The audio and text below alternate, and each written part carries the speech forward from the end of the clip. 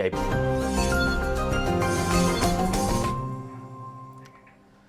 हमारे साथ आज ओम कैपिटल के राजेश अग्रवाल साहब जुड़े हुए हैं। राजेश जी, बहुत बहुत स्वागत आपका। गुड आफ्टरनून, प्रशांत बात कर रहा हूं। बताइए, फंडामेंटल पिक या रणनीति के तहत इस मार्केट में कहां नजर रखी जाए? गुड आफ्टरनून प्रशांत जी, धन्यवाद मुझे बुलाने के लिए। इस बाजार में जहाँ हमने देखा है कि बहुत सारे अच्छे मिड कैप के स्टॉक्स हैं जिन्होंने ऊपर के लेवल से अच्छे खासे करेक्ट कर लिए हैं, वो एक अच्छी अपॉर्चुनिटी दे रहे हैं निवेश के लिए, और उस लिहाज से हमने पीसीबीएल को चुना है।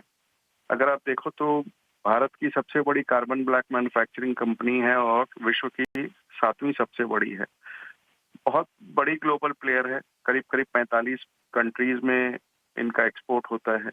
इस वक्त कार्बन ब्लैक की जो कैपेसिटी है वो 7,70,000 मेट्रिक टन पर एनम की है।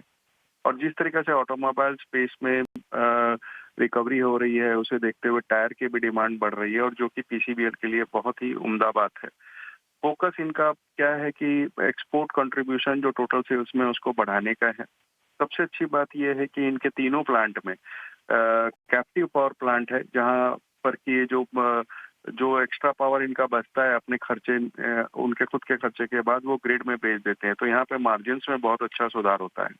अभी हालिया में इन्होंने एक केमिकल की कंपनी खरीदी जो वाटर ट्रीटमेंट वगैरह की, उसमें इनकी बढ़त हो रही है। दूसरी एक ऑस्ट्रेलियन कंपनी के साथ वेंचर किया है उन्हें बैटरी बनाने के लिए।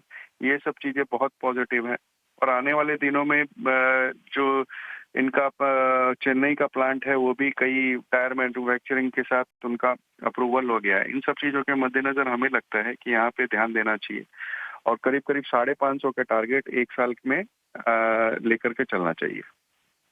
करेंगे राजेश जी आपका इस अहम रणनीति के लिए। तो पीसीबीएल एक साल का नजरिया 550 तक के लक्ष्य हासिल हो सकते हैं और इसे शानदार रिटर्न दे सकते हैं। तो पूरी डिटेल्स पर ब्लूमबर्ग ने एनालिस्ट का एक सर्वे किया है। सर्वे से क्या कुछ निकल कर आ रहा है, पूरी डिटेल्स लेकर हमारे सहयोगी शरद दुबे जुड़ गए हैं। शरद, बताइए क्या डिटेल्स निकल कर आए हैं उस सर्वे से?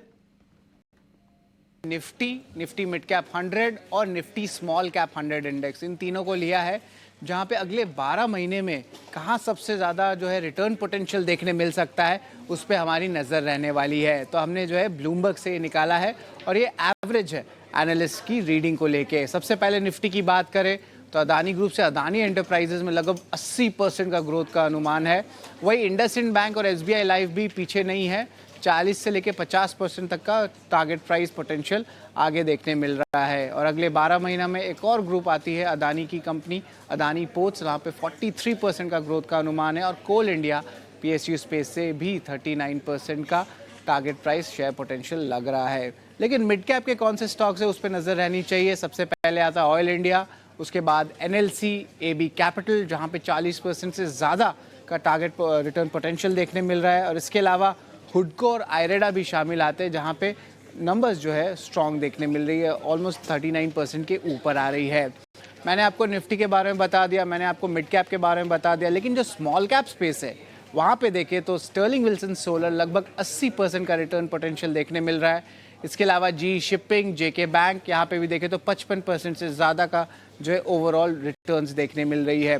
स्मॉल कैप इंडिसेस में दो और कंपनीज है जिस पे आपकी नज़र होनी चाहिए, चेन्नई पेट्रो और सिग्नेचर ग्लोबल, जो कि एक रियल एस्टेट प्ले है एनसीआर में।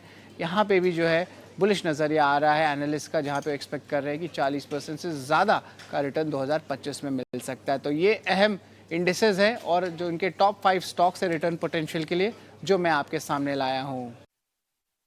शुक्रिया करेंगे शरद इस अहम जानकारी के लिए। तो ये वो तमाम स्टॉक हैं जो कि खासतौर पे ब्लूमबर्ग एनालिस्ट सर्वे ने मंथन करके निकाले हैं, और किन वजहों से ये आगे रिटर्न दे सकते हैं, उन तमाम फैक्टर्स को आपको बताया शरद ने। चलिए बढ़ते हैं आगे और लेकर आते हैं वीआईपी